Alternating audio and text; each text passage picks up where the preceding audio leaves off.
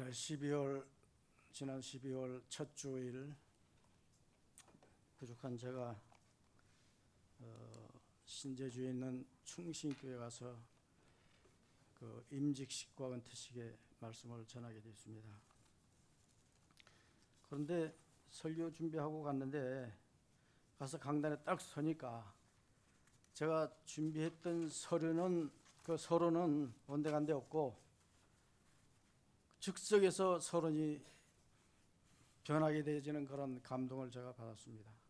그 이유는 우리 교회는 저 앞에 보면은 창문이 둥근 창이 있어요. 코스모스로 하는 그런 창이 있고, 근데 거기는 창은 없고 2층 저 뒷면에다가 회중석은 안 보이게, 여기서만 보이게, 이쪽에는 태극기, 이쪽에는 우리나라 지도 딱 붙여 있는 거예요. 그려져 있는 거예요. 벽에 아예 붙인 게 아니라 그려 놓았대요. 그래서 딱 서 있는 순간 저기다가 격려하고 싶은 그런 생각이 드는 거예요. 더구나 그날은 그동안 수고 많이 하신 분들 은퇴도 하고 또 새로 임직도 하고 또 그들을 축하하기 위해서 많은, 그때는 코로나하고 좀 관계 없었어요. 12월 첫째 주일에는 꽉 찼어요, 본당이. 그래서 왠지 격려를 하고 싶었습니다, 분위기가. 그래가지고 제가 그런 얘기를 했어요. 저는 젊은 시절에 하도 못 먹어서 이 체중이 안 나가가지고 군인을 갔는데, 영장을 받고 갔는데, 영장이 오니까 다른 사람들은 논산으로 가는데 나는 뭐 부기 조금 하고 주산한다고 해서 그런지 모르지만은 행정병이라 해가지고 광주 30일 예배사단에 이제 오라는 거예요.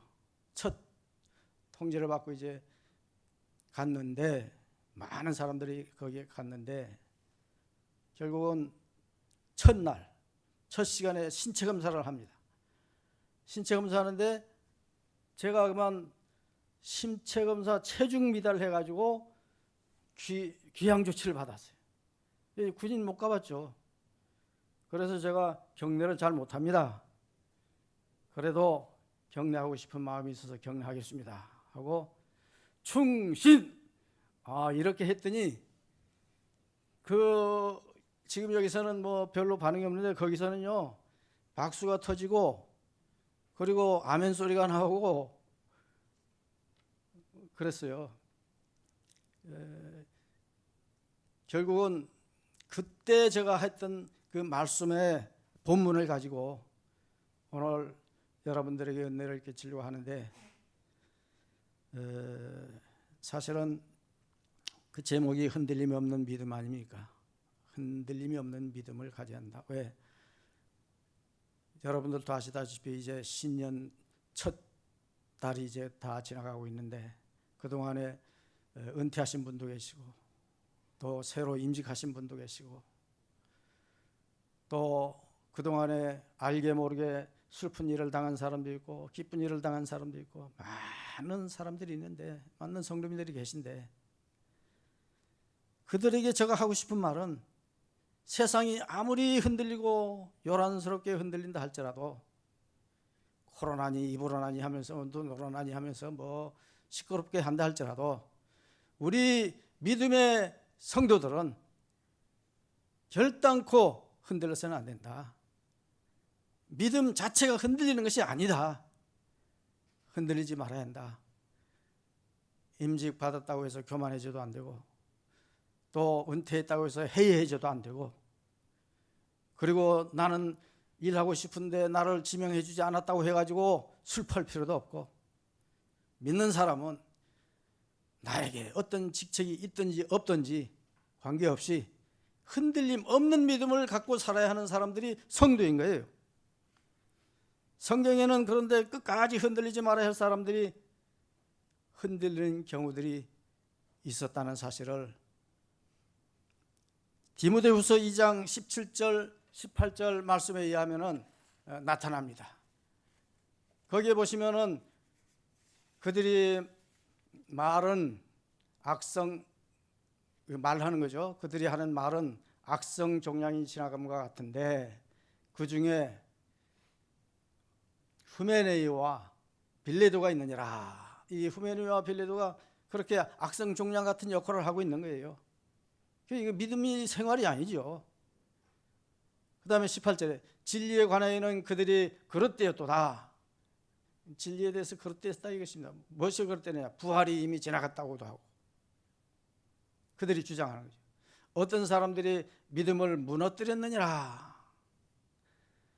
그러니까 많은 사람들이 있는데 그 많은 사람들이 믿음을 흐트러버린 것입니다. 무너뜨려버린 것입니다.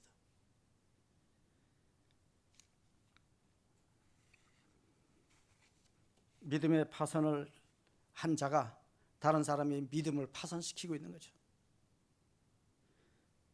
디모데후서 4장 10절에 가서 보면 데마도 또 나옵니다. 데마는 세상을 사랑하여 믿음에서 떠났다. 믿음에서 떠났다. 믿음 타락 아닙니까? 믿음에서 타락한 거죠.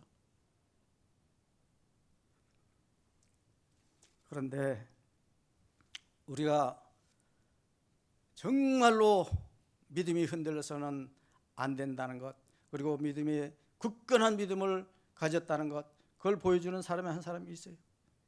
그게 바로 오늘 제가 본문에서 소개하는 시각장애인 바디메오입니다. 이 시각장애인 바디메오를 통해서 흔들림이 없이 견고하고 순수한 신앙의 자세를 본받기를 원합니다. 바디메오는 여러분들 본문만 읽어봐도 이 사람은 흔들리기 쉬운 환경이었구나, 처지였구나, 뭐 당장에 나타나지 않습니까? 보세요. 여기에 46절에 보면 그들이 여리고에 이르렀더니 예수께서 제자들과 허다한 무리와 함께 여리고에서 나가실 때 디모데오의 아들인 맹인거지 바디메오가 길가에 있다가 길가에 앉았다가 있죠. 보세요. 맹인거지라는 이 말 한마디만 해도 그 사람의 운명이 어떻다는 것, 그 사람의 형편처지가 어떻다는 것 다 눈에 환하지 않습니까? 맹인거지였습니다. 더구나 길가에 앉아서 구걸하면서 살 수밖에 없는 형편입니다. 얼마나 흔들리기 쉬운 사람입니까? 그런 형편 처지를 가지고 있는 사람입니까? 소망 없이 길가에 앉아 구걸하는 처량한 모습을 여러분 눈에 선히 보이지 않습니까? 그의 삶이 얼마나 흔들리기 쉬운 비참한 상태인데 보세요. 천만다행으로 그의 믿음은 견고했습니다. 그래서 예수님 만나는 행운아가 됐는지 모르겠죠. 그리고 예수님 만나서 은혜를 크게 덧입는 그런 사람이 되었습니다. 자, 그가 어째서 흔들림 없는 믿음을 소유하게 됐을까요? 첫 번째는 간절한 기도가 그에게 있었습니다. 47절에 그 기도하는 내용이 나옵니다. 다 같이 한번 읽어보겠습니다. 나사렛 예수시란 말을 듣고 소리질러 이르되 다윗의 자손 예수여 나를 불쌍히 여기소서. 다윗의 자손 예수여 나를 불쌍히 여겨달라고 간절한 기도를 하는 거예요. 이보다 더 간절할 수가 어디 있겠습니까? 그의 형편처지를 생각하면 저런 기도를 할 수밖에 없습니다. 나를 불쌍히 여기라고, 불쌍히 여기달라고. 예수님께서 여리고를 거쳐가지고 예루살렘으로 향하고 계셨을 때 그 소문을 듣고 예수님이 지나간다, 예수님이 지나가신다, 그 소문을 듣고 그냥 냅다 앞에다 대고 부르짖는 것입니다. 많은 사람들이 예수를 따르고 있었습니다. 이제 예수께서 여리고를 떠나려 할 때 소경바디메오가 예수님이 지나신다 하는 그 소리와 함께 그 소리가 들리는 길목에 앉아 있는 것입니다. 많은 사람들이 자신이 앞을 지날 때 나사렛 예수라는 소리를 들었습니다. 바로 이때 기도의 대상을 올바로 알게 된 것이죠. 그동안 소문으로만 들어왔던 예수님, 그 훌륭한 일을 해내시는 그 예수님, 그분만이 나의 구원자가 되고 그분만이 나의 기도의 대상이 될 거라는 사실을 확실히 알았습니다. 나사렛 예수여 나를 불쌍히 여기달라고. 그래서 그 바른 기도의 대상자인 예수님을 향해서 부르짖게 된 것입니다. 그는 지체 없이 소리 질렀어요. 다윗의 자손 예수여 나를 불쌍히 여기달라고. 요즘 많은 사람들이 헛된 기도의 대상을 찾는 것을 많이 봅니다. 그 노래하는 것들을 보면 그래요. 태수형이라고 하는 노래 요즘 많이 뜨죠. 그 뭐 나훈아가 만든 그 태수형. 이 노래를 들어보면은 인생 고민들 질문이 가득히 들어있는 노래입니다. 아, 태수형. 죽어도 오고 마는 또 내일이 두렵다. 아, 태수형. 세상이 왜 이렇게 힘들어? 아, 태수형. 소꼬라 태수형. 사랑은 또 왜 이래? 너 자신을 알라며 툭 내뱉고 간 말을 내가 어찌 알겠소? 모르겠소? 알겠소 해놓고 자기가 모르겠소.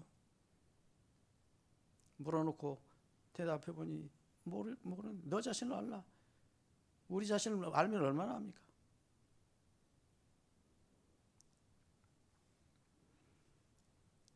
아, 태수형 아프다. 세상이 눈물 많은 나에게. 아, 태수형 속과라 태수형. 세월은 또 왜 이래? 먼저 가본 저 세상 어떤가요, 태수형? 가보니 천국은 있던가요, 태수형? 아, 태수형. 아, 태수형. 마지막에는요, 태수형 무려 4번이나 계속 부릅니다. 그것도 노래로 길게 뽑아가면서 4번을 반복해서 부르는데요, 사람들이 거기에 다 매료하대요.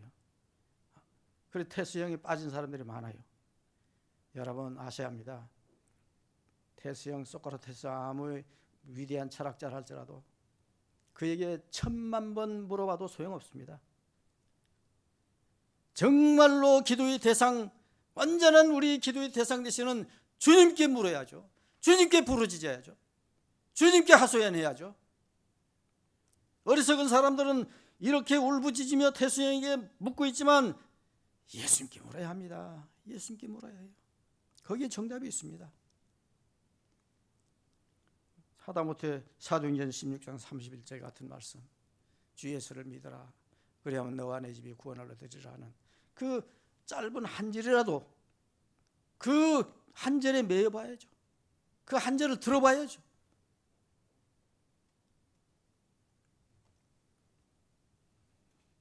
유행가가 아니고 찬송 한 장이라도 불러봐야죠. 찬송가 263장 1절에 가서 보면은 이 세상 험하고 나비로 약하나 늘 기도 힘쓰면 큰 권능 얻겠네. 주의 은혜로 대속하여서 피와 같이 붉은 죄 눈같이 희겠네. 3절에 가서 보면은 나비로 약하여 늘 넘어지오니 주 예수 힘주사 굳세게 하소서. 주의 은혜로 대속하여서 피와 같이 붉은 죄 눈같이 희겠네. 아멘. 이게 우리가 부르짖어야 할 소리예요. 이 부르짖음을 누구에게 해야 하느냐? 기도의 올바른 대상인 주님께 해야 하는 거죠.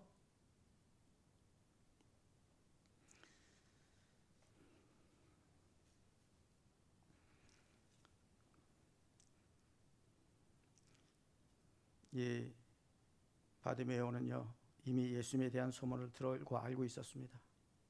예수님 말씀을 직접 듣지는 않았지만 그 소문만 들어도 은혜가 되는 거예요. 우리가 예수님 본 사람이 있습니까? 그 소문만 지금 듣고 있지 않습니까? 그런데도 은혜 받고 있지 않습니까?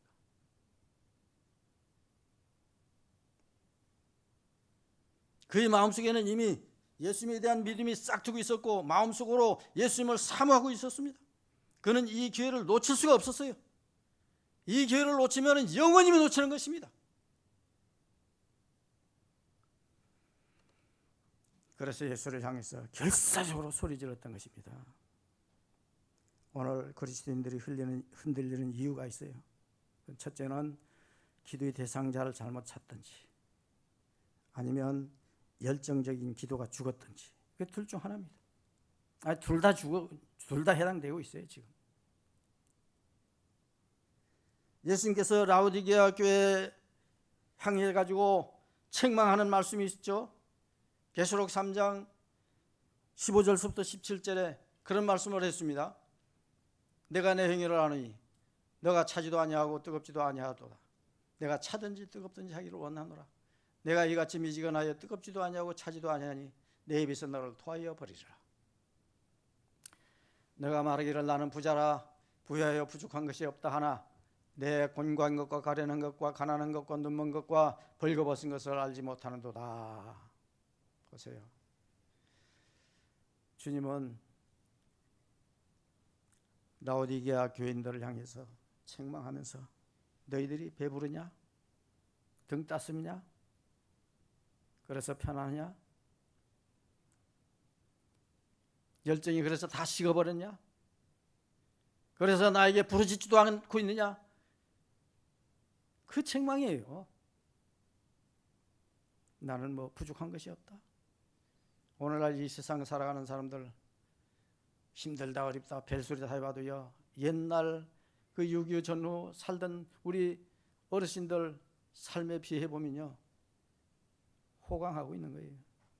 호의호식하고 있는 것입니다. 아니 그 어느 과거 조선시대 왕들보다도 더 잘 먹고 더 잘 입고 더 호의호식하고 있습니다. 그러니 기도할 필요도 없고 기도 대상 찾을 필요도 없다 이거죠. 보세요. 제가 신학교 들어갈 때만 해도요, 온 산천천지 그 산 골짜기마다 기도원들이 유명한 기도원들이 여기저기 틀어박혀 가지고 찾아가서 부르짖는 소리들이 끊임없었습니다. 그런데 요즘은요, 그때 생각이 나서 찾아가서 보면 기도원이 없어진 거예요. 터만 있고 기도원이 없어졌어요. 아니면 다른 걸로 바뀌어져 있습니다. 제주도도 내가 알기로 한 5군데 기도원이 있었어요. 다 지금 유명무실 다 없어지지 않습니까? 왜? 찾아가 부르짖는 자들이 없기 때문이에요. 그 말은 부르짖을 필요가 없다는 거죠. 먹을 대로 먹을 수 있고 입을 수 있고 편안한 잠자리 있고 편안하게 살 수 있는 공간이 있고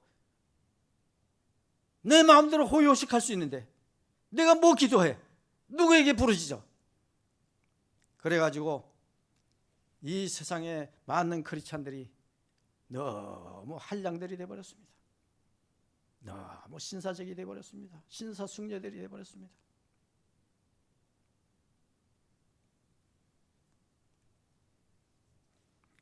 배부르고 등 따뜻하면 부르짖지 않습니다. 간절함이 사라집니다. 믿음이 흔들리게 돼요.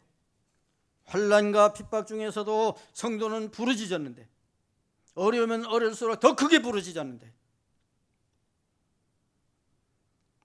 과거의 골짜기마다 간절히 부르짖음을 끊임없이 울려 퍼지던 그 현장이 지금은 새소리와 온갖 날짐승 소리들, 바람소리, 물소리밖에 없습니다. 흔적만 남은 기도원들이 됐습니다. 보세요. 간절한 기도를 하던 그 디메데오, 바데메오, 심지어는 더욱 소리 질렀다고 하지 않습니까? 더욱 소리 질러 부르짖었다고 48절에 말씀을 하고 있어요. 48절 다 같이 읽습니다. 많은 사람이 꾸짖어 잠잠하라 하되 그가 더욱 크게 소리 질러 이르되 다윗의 자손이여 나를 불쌍히 여기소서. 더 크게 부르짖었다고 하고 있어요. 더 크게.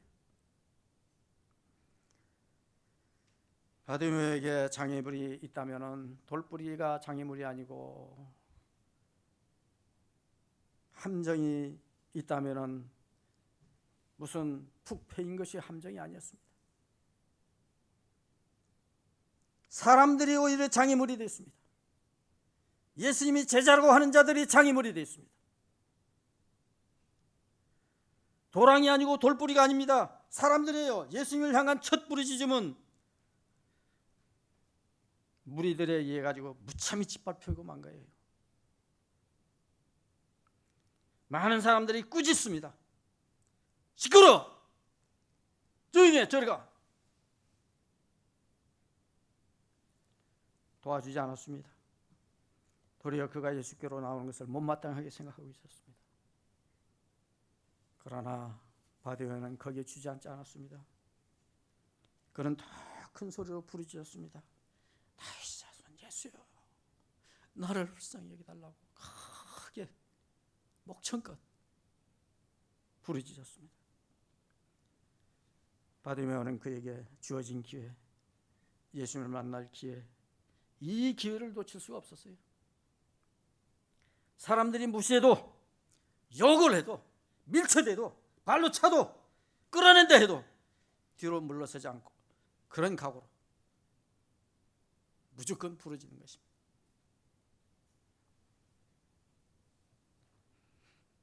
왜 그랬을까요? 이 불쌍한 처지에서 자신을 구해줄 수 있는 분은 오직 예수님밖에 없다는 것을 분명히 믿을 수 있었기 때문입니다. 그분뿐이라는 것을 확신하고 있었기 때문입니다. 여러분들 부흥에서 은혜 받는다고 그러죠. 그런데 다 받는 건 아닙니다. 이번 은혜에 부흥에 은혜 많이 받았다 하는 사람도 있고 못 받았다고 하는 사람도 있습니다. 그러면 못 받으면 다음 부흥에도 또 가서 받을 수가 있는 거예요. 다른 부흥에도 있어요. 기회가 있습니다. 얼마든지 있습니다. 이번 설교에는 은혜 못 받았다 하더라도 다음 설교에 또 은혜 받을 수도 있습니다. 그러나 예수님을 만나는 것은 생각해 보십시오. 당시에 예수님 33년 사시는 동안에 공생에 3년 동안 했지 않습니까? 3년 동안에 그 바디메오 그 맹인 거지 앞을 지날 확률이 몇 프로나 될까요? 다시 지날 확률이. 이제 얼마 없으면 십자가 달려서 돌아가시는데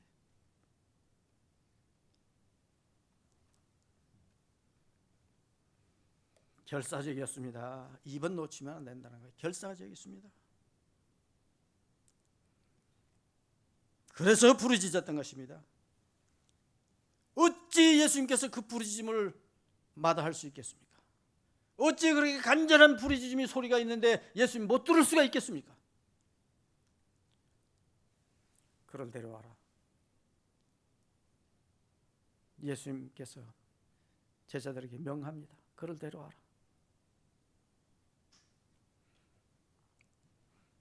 주님의 명령을 제자들이 비로소 그 사람을 사람 대접하게 됩니다. 주님이 인정해 주니까 그때야 비로소 그들도 인정하게 되는 거예요.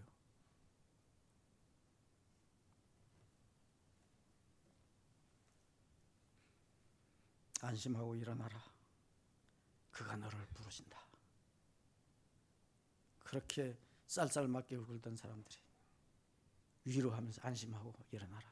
그가 너를 부르신다. 그 말이 떨어지자마자 거추장사로는 겉옷을 다 내덩이 쳐버리고 일어나서 뛰어서 예수님께로 나갑니다. 예수님께서 그에게 물으셨습니다. 51절에 뭐라고 묻습니까? 예수께서 말씀하여 이르시되 내게 무엇을 하여 주기를 원하느냐? 맹인이 이르되 선생님 보기를 원합니다. 물어보나 마나 하죠. 뻔한 거죠. 그분에게 맹인에게 가장 절각 뭐라 그럽니까? 절박하게 마음속에 있는 게 그거 아닙니까? 보기를 원하는 것. 예수님 그거 모르겠습니까? 알면서도 그가 얼마나 절박한지를 들여다보는 거예요. 무엇을 원하느냐? 무엇 해주기를 원하느냐? 선생님이요 보기를 원하나이다. 예수님께서 그를 불쌍히 보시고 응답하십니다. 자, 응답받습니다. 기도했더니 응답받습니다. 어떤 응답을 받습니까? 그가 보게 되었다는 거예요. 광명 천지를 얻게 된 것입니다. 캄캄한 절망의 어둠 속에서만 살던 그가 이 광이 찬란한 하늘 아래 그 빛을 보면서 온갖 오색찬란한 모든 사물들을 들여다볼 수 있는 그런 눈을 갖게 됐다는 거예요. 이거 새 삶을 살게 되는 거 아닙니까? 새 삶을 준 거죠. 우리가 새롭게 된다 하는데 새 삶을 살게 되어지는 것이 새로운 것입니다. 새롭다고 하는데 새 삶은 없고 옛날 삶만 누리고 있다면 그게 무슨 새 삶입니까? 그게 무슨 변화입니까? 말씀합니다. 예수님이 52절에 뭐라 말씀합니까? 다 같이 한번 읽어봅시다. 예수님께서 이르시되 가라 내 믿음이 너를 구원하느니라 하시니 그가 곧 보게 되어 예수를 길에서 따르니라. 가라 내 믿음이 너를 구원했다. 그리고 눈이 띄어졌다는 거죠. 사람은요 최고의 믿음의 고백을 하나님께 드리면 결국은 하나님은 어떤 것으로 응답하느냐면요 최대의 것, 최선의 것으로, 최상의 것으로 우리에게 응답하십니다. 그렇게 째째한 하나님이 아닙니다. 최대의 고백을 올려보세요. 최대의 믿음의 고백을 드려보세요. 그러면 하나님은 상상도 할 수 없는 은혜 위에 은혜 덧입혀 줄 줄로 믿습니다. 그의 믿음을 칭찬하십니다. 그의 영혼을 구원하십니다. 네, 믿음이 너를 구원했다 할 때 그 영혼 구원을 먼저 말하는 거죠. 영혼 구원 없이 무슨 구원입니까? 영혼 구원 없이는 구원이 아니에요. 육체적인 구원만은 만약에 내세운다면 그건 구원이 아닙니다. 육체적인 것은 언젠가는 동일하게 됩니다. 끝이 나게 됩니다. 영혼의 구원이 진짜 구원입니다. 내 믿음이 너를 구원했다 하는 이 구원 속에는 너의 그 간절함이 너의 영혼을 구원하게 됐다 이거죠. 그의 믿음을 칭찬하면서 그의 영혼을 구원해 주신 예수님께서는 그걸로 끝나지 않고 정말로 절박했던 육신의 구원까지도 허락해 주십니다. 눈이 밝아진 거죠. 바디메이의 최대의 소원은 꿈에도 보는 것이었습니다. 예수님께서 그의 육신의 장애도 고쳐주셨어요. 얼마나 기뻤을까요? 여러분들이 캄캄하게 지내다가 만약에 환하게 되진다면 얼마나 기쁘겠습니까? 여러분들 동굴 같은 데 들어가서 전기불 없는 동굴 속에 가서 헤매다가 극적으로 빠져나오게 되어 있다 생각해 보세요. 그러면 그 밖에 밝은 빛에 탁 드러났을 때 얼마나 기뻐집니까? 야, 살았다. 그러면서 환성을 지르지 않습니까?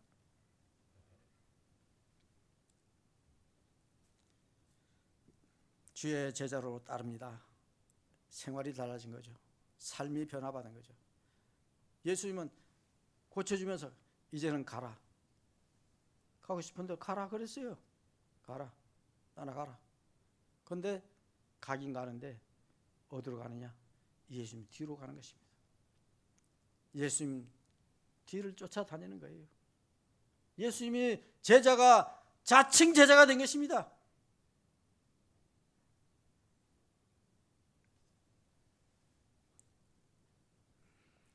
예수를 만나기 전까지는 가장 불행한 사람 중에 하나였는데 그러나 그는 이제 불행한 사람이 아닙니다. 가장 행복한 사람 중에 하나가 되었습니다. 물론 이적의 주체는 하나님 되신 예수 그리스도예요. 본문은 그 주체가 되시는 예수님께로 나아가는 맹인 바디메오의 태도를 구체적으로 묘사하고 있는데 그 행동을 어떻게 하는 것이 흔들림 없는 주님과 동행할 수 있는 길이냐, 그런 믿음이냐, 그걸 보여주고 있는 것입니다. 정말로 감동적으로 보여주는 한 장면입니다. 결론은 흔들림 없는 최고의 순종의 믿음, 우리가 나타내며 살 때 최상의 응답을 받고 최상의 새 삶을 누리게 되어진다는 것을 오늘 이 말씀을 통해서 우리에게 교훈하고 있습니다. 예수 그리스도가 하나님의 백성을 구원할 자로 오실 메시아이심을 바르게 고백했습니다. 바디메오는 바르게 고백했어요. 그런데 오늘날 성경 공부 많이 한다는 사람들, 교회 출입 많이 하고 있다는 사람들, 바른 신앙 고백 못하는 사람들 얼마나 많습니까? 자책 목사로 가면서 부르짖던 사람들도 바른 신앙 고백 못하고 결국은 엉망인 삶을 보여주어서 세상 사람들로부터 지탄을 받고 비난을 받고 조롱거리가 되어지는 일들이 얼마나 비일비재 많습니까? 바른 신앙 고백을 못하는 삶, 바른 신앙 고백이 없는 삶, 그러면 신앙에 확신도 없는 거죠. 믿음이 흔들리는 이유는 예수 그리스도를 신뢰하지 않기 때문입니다. 그리스도인의 도움은 우리 예수 그리스도부터 나옵니다. 주님 앞에 서는 날까지 우리는 파선 없이 흔들림 없이 끝까지 말씀의 최고의 순종 믿음을 지키는 함덕교회 성도님들이 다 되시기를 축원합니다. 기도하겠습니다. 감사하신 아버지 하나님, 심하게 흔들리는 세상 속에서도 충성스러운 불변의 믿음을 주셔서 주님을 섬기며 살아가게 하시니 참으로 감사합니다. 주님을 보지 못하게 하는 모든 거짓된 것을 내려놓고 참된 예수님의 길을 걷는 우리 모두가 되게 하여 주옵소서. 욕망과 욕심으로 눈먼 우리들이 어둠을 거둬주셔서 참 예수의 길을 따르게 하여 주옵소서. 많은 사람이 대속물로 자신을 주시려고 십자가로 향하신 예수님을 따라 자기를 부인하게 해주시옵시고 자기를 희생하게 해주시옵시고 섬김의 길을 걷게 하여 주시옵소서. 이로 인해서 생기는 고난과 역경, 어려움도 묵묵히 견디게 하여 주시옵소서. 그래서 우리 가운데 임하시는 부활의 예수와 함께 영원히 동행하는 임마누엘이 생애가 되게 하여 주시옵소서. 이 모든 말씀 우리를 구원해 주신 예수님 이름으로 기도합니다. 아멘.